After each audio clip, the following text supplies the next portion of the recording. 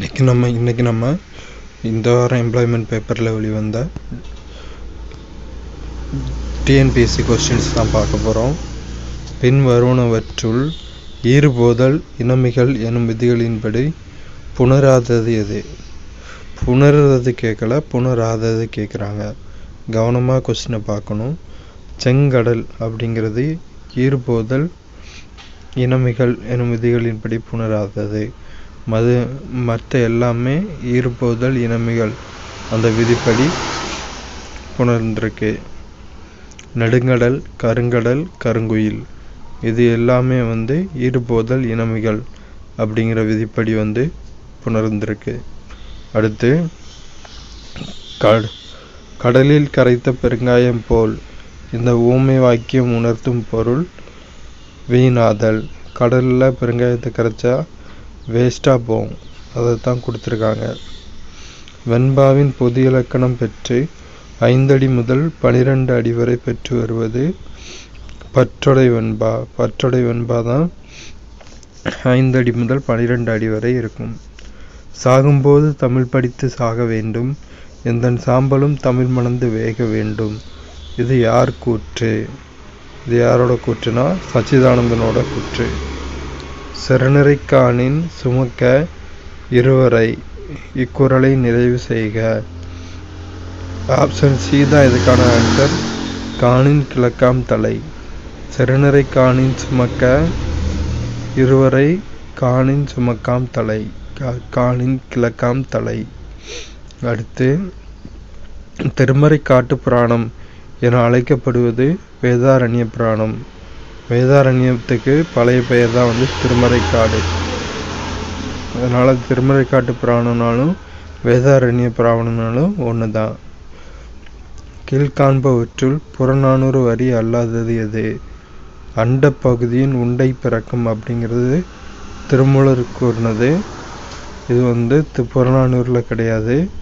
வளவன் ஏவா வானூர்தி வருதி நிலை கயமும் உருமிடத்துதவா உவர் நிலம் இதெல்லாம் புறநானூற்றில் இடம்பெற்றிருக்கு இந்த அடிகள்லாம். அடுத்து 8வது எண்ணல் இளமை அறியாமை மடைமை ஆகிய 4 காரணங்களால் நகைச்சுவை தோன்றும் என குறிப்பிடும் நூல் தொல்காப்பியம். தொல்காப்பியம் தான் எள்ளல் இளமை அறியாமை மடைமை ஆகிய 4 காரணங்களால் நகைச்சுவை தோன்றும் என குறிப்பிடும் நூலாகும். பாரதிதாசனை தொடர்ந்து இயற்கையின் அழகை எழிலுற படம் பிடித்து காட்டியவர் வாணிதாசன். மாணிக்க வாசகர் வரலாறும் கால ஆராய்ச்சியும் என்ற ஆராய்ச்சி நூலை எழுதியவர் மறைமலை அடிகள். ஓகே, பொது தமிழில் உள்ள கொஸ்டின்ஸ் பார்த்துட்டோம். பொது அறிவில் உள்ள கொஸ்டின்ஸ் பார்க்கலாம். இரத்தம் உறைதலோடு தொடர்புள்ள புரதம் எது? ஃபைப்ரினோஜன். ஃபைப்ரினோஜன் புரதம் தான் இரத்தம் உறைதலோடு தொடர்புள்ளது. நியூட்டனின் குளிர்வு விதி எதன் சிறப்பு வகை? ஸ்டீபன் விதி. ஸ்டீபன் விதியோட சிறப்பு வகை தான் நியூட்டனின் குளிர்வு விதி. பின்வரும் கூற்றுகளை ஆராய்க. ஆப்ஷன் டி தான் சரியான ஆன்சர். ரெண்டுமே தவறு. உயர்நீதிமன்றங்கள் அடிப்படை உரிமைக்காக மட்டுமே நீதி பேராணைகள் வழங்குகிறது அப்படிங்கிறது தவறானது. உச்ச நீதிமன்றத்தின் நீதி பேராணை அதிகார வரம்பு உயர் நீதிமன்றத்தை விட விரிவானது. ஸோ ரெண்டுமே தப்பாக தான் கொடுத்துருக்காங்க. சமக்ரா சிக்ஷா அபியான் திட்டத்தின் நோக்கம் என்ன? பொது கல்வியுடன் உயர்கல்வியை இணைப்பது. ஐஸ் கட்டியின் மீது நடப்பது சிரமமாக இருக்கும். ஏன்? உராய்வு குறைவாக இருக்கும், அதனால் ஐஸ் கட்டியின் மீது நடப்பது சிரமமாக இருக்கும். அது ரொம்ப ஸ்மூத்தாக தான் இருக்கும் ஐஸ் கட்டி, அதனால் ஃப்ரிக்ஷன் கிடைக்காது. அடுத்து ஒரு பொறுத்துக. பேஸ்வானா பிரதம அமைச்சர். சுர்னாவிஸ்னா செயலர். நியாயதீஸ் அப்படின்னா தலைமை நீதிபதி. நியாயம் அப்படின்னு நீதிபதி நியாயத்தை தானே வழங்குவார். அப்போ நியாயதீஸுங்கிறது தலைமை நீதிபதிங்கிறது நமக்கு ரொம்ப ஈஸியாக புரியும். அடுத்து பண்டிட் ராவ் தலைமை அர்ச்சகர்.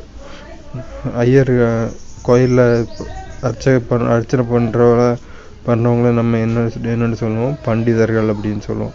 ஸோ பண்டிட் ராவ் தலைமை அர்ச்சகர். அடுத்தது, ஒரு புள்ளியை மையமாக கொண்டு முறையான கால இடைவெளியில் மீண்டும் மீண்டும் முன்னும் பின்னுமாக இயங்கும் பொருளின் இயக்கம் என்பது ஆப்ஷன் சி தான் கரெக்டு, அலைவு இயக்கம். அதாவது ஒரு நூலில் ஒரு குண்டை கட்டி அந்த நூலை நம்ம கொஞ்சம் தூரம் தள்ளி விட்டோம்னா அது முன்னும் பின்னும் இந்த காரில் இருக்க வைப்பர் மாதிரி போய்கிட்டே வந்துக்கிட்டே இருக்கும். அதோட டைம் நம்ம கால்குலேட் பண்ணோம்னா கரெக்டாக 60 செகண்ட்ஸ் வரும். ஒரு 30 அலைவுக்கானது அப்படி நம்ம கரெக்டாக அந்த மெஷர்மெண்ட் கரெக்டாக இருக்கும், டைமிங் கரெக்டாக இருக்கும். இதுதான் அலைவு இயக்கம். ஒளியிலை குழாயில் ஒளிக்கற்றையானது எதன் அடிப்படையில் பயணிக்கிறது? முழு அக எதிரொலிப்பு. ஒளியிலை குழாயில் ஒளிக்கற்றையானது முழு அக எதிரொலிப்பு அடிப்படையில் பயணிக்கிறது. 10:40 இல்லைண்ணே. ஒளியிலை குழாயில் ஒளிக்கற்றையானது முழு அக எதிரொலிப்பு அடிப்படையில் பயணிக்கிறது. பின்வருவனவற்றை ஆய்க. சல்ஃபர் ஆக்சைடு, நைட்ரஜன் ஆக்சைடுகள், தரைமட்ட ஓசோன், துகள்ம பொருட்கள், பனிப்புகை. மேற்கண்டவற்றில் முதன்மை மாசுபடுத்திகள் எவை? முதன்மை மாசுபடுத்திகள் எதெல்லாம்னா சல்ஃபர் ஆக்சைடு, நைட்ரஜன் ஆக்சைடுகள், துகள்ம பொருட்கள், பனிப்புகை. இதெல்லாம் முதன்மை மாசுபடுத்திகள். தரைமட்ட ஓசோன் மாசுபடுத்தி அல்ல.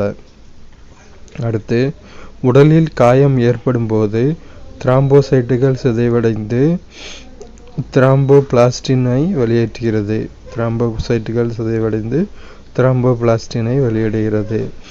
அடுத்து, பொது விநியோக முறை எந்த நோக்கத்திற்கு பயன்படுகிறது? அத்தியாவசிய பண்டங்களை குறைந்த விலையில் வழங்க. இந்திய விடுதலையை இந்திய விசுவாசத்தின் விலையாகும் என்று அறிவித்தவர் யார்? அன்னி பெசன்ட் அம்மையார் தான் இந்திய விசுவாசத்தின் விலையாகும் அப்படின்னு இந்திய விடுதலையை அறிவிச்சிருக்காருங்க.